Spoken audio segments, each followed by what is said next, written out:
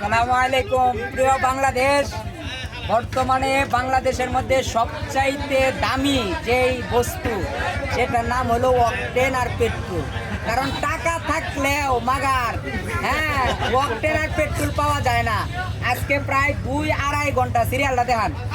আজকে প্রায় 2-2.5 ঘন্টা সিরিয়াল থাকার পরে মাত্র পেট্রোল পাম্প নিজের স্বচক্ষে দেখতে পাচ্ছি। ঠিক আছে, আপনি স্বর্ণ রূপা মণিমুক্তা সব পাইবেন, টাকা হইলে কিন্তু বাংলাদেশে পেট্রোল পাইবেন না।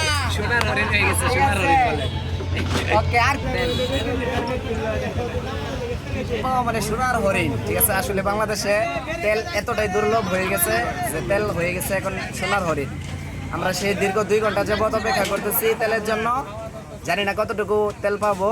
প্রথম নাকি 500 টাকার 1000 টাকার দিছে, এখন কতটুকু আছে আল্লাহ জানে। তাও আমরা যতটুকু পাই, যদি অল্প পাই তাতেও সন্তুষ্ট, আলহামদুলিল্লাহ।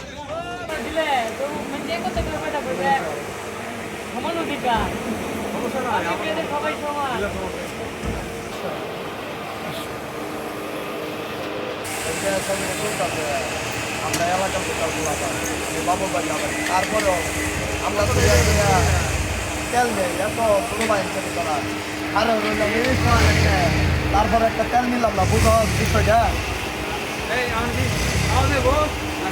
বিষয়টা বুঝো ছোট ভাই। আমরা কথা নিয়ে কষ্ট করি, এই যে সবাই ভিডিও করলো গাড়ি তেল দিলে, সবাই এমন লোকাল, সবারই কষ্ট আছে।